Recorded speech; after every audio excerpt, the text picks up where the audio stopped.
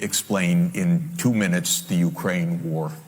This is not an attack by Putin on Ukraine in the way that we are told every day.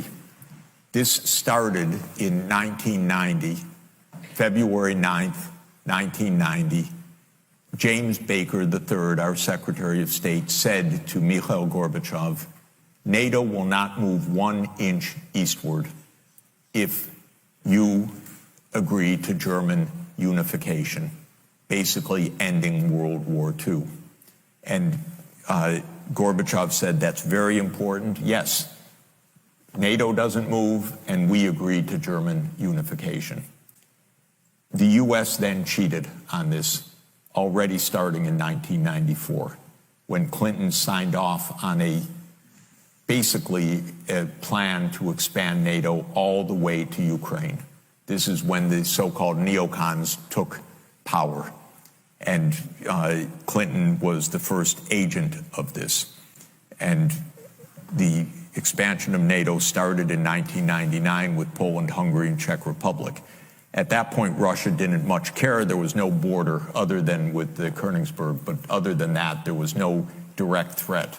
Then the U.S. led the bombing of Serbia in 1999. That was bad, by the way, because that was a use of NATO to bomb a European capital, Belgrade, 78 straight days to break the country apart. The Russians didn't like that very much. But Putin became president, they swallowed it, they complained, but even Putin started out pro-European, pro-American, actually asked maybe we should join NATO when there was still the idea of some kind of mutually respectful relationship. Then 9/11 came, then came Afghanistan, and the Russians said, yeah, we'll support you, we understand, to root out terror. But then came 2 other decisive actions. In 2002, the United States unilaterally walked out of the Anti-Ballistic Missile Treaty. This was probably the most decisive event, never discussed in this context. But what it did was trigger the U.S. putting in missile systems in Eastern Europe that Russia views as a dire, direct threat to national security by making possible a decapitation strike of missiles that are a few minutes away from Moscow. And we put in 2 Aegis missile systems. We say it's defense. Russia says, how do we know it's not Tomahawk nuclear-tipped missiles in your silos? You've told us we have nothing to do with this. And so we walked out of the ABM treaty unilaterally in 2002. And then in 2003, we invaded Iraq on completely phony pretenses, as I've explained. In 2004-05, we engaged in a soft regime change operation in Ukraine, the so-called First Color Revolution. It put in office somebody that I knew and I was friends with, and am kind of distantly friends with President Yushchenko, because I was an advisor to the Ukrainian government in 1993, 94, 95. And then the U.S. had its dirty hands in this. It should not meddle in other countries' elections. But in 2009, Yanukovych won the election, and he became president, and in 2010, on the basis of neutrality for Ukraine. That calmed things down because the U.S. was pushing NATO, but the people of Ukraine on the opinion polls didn't even want to be in NATO. They knew that the country is divided between ethnic Ukrainian, ethnic Russian. What do we want with this? We want to stay away from your problems. So in February 22nd, 2014, the United States participated actively in the overthrow of Yanukovych. A typical U.S. regime change operation, have no doubt about it.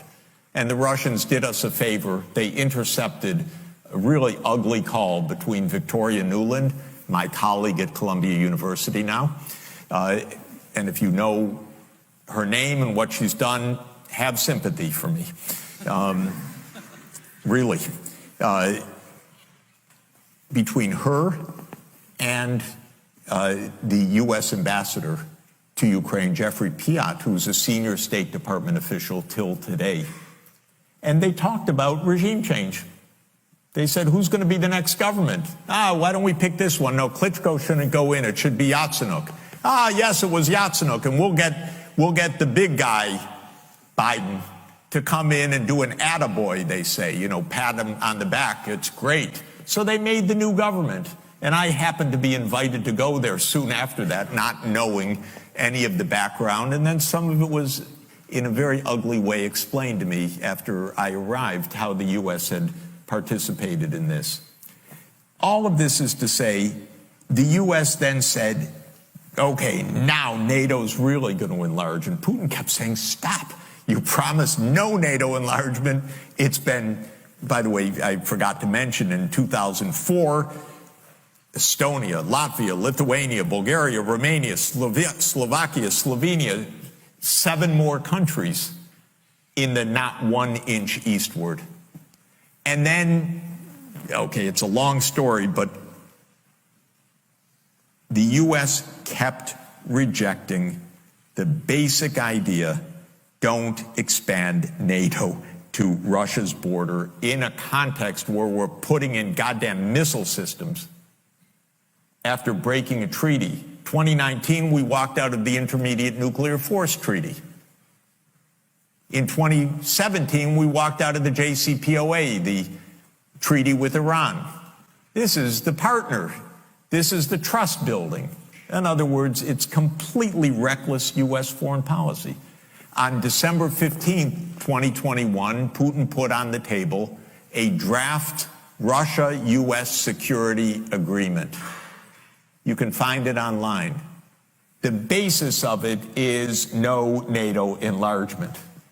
I called the White House that next week after that, begging them, take the negotiations. Putin's offered something, avoid this war. Oh, Jeff, there's not going to be a war.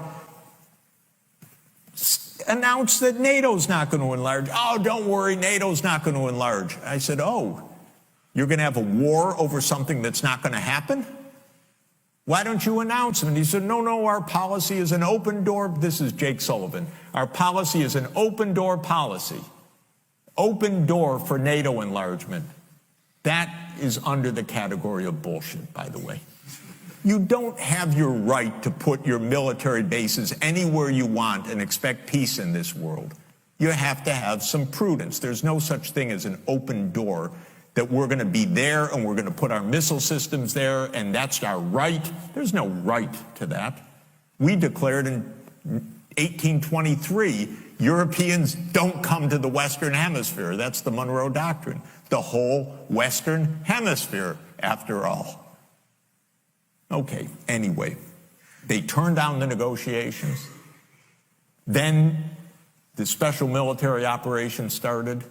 And 5 days later, Zelensky says, okay, neutrality. And then the Turks said, we'll mediate this.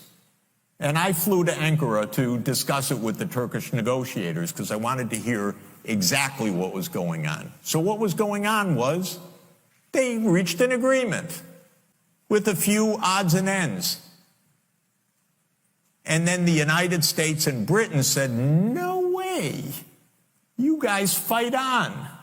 We got your back. We don't have your front. You're all going to die. But we got your back as we kept pushing them into the front lines. That's 600,000 deaths now of Ukrainians since Boris Johnson flew to Kyiv to tell them to be brave. Absolutely ghastly.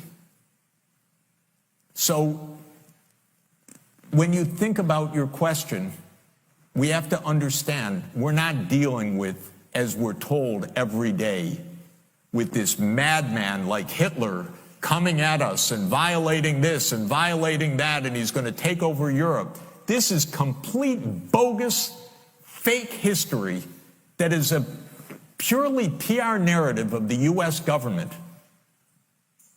And it doesn't stand up at all to anyone that knows anything. And if you try to say a word of this, I got completely cut out of the New York Times Back in 2022, after writing my whole life columns for them, oh, I'd send this, okay. And by the way, online, it's not even space. You know, there's no limit. They can publish 700 words. They would not publish, since then, 700 words for me about what I saw with my own eyes about what this war is about. They won't do it. We're playing games here. So, God forbid a nuclear power comes at us. I don't know what's going to happen. But we came at them.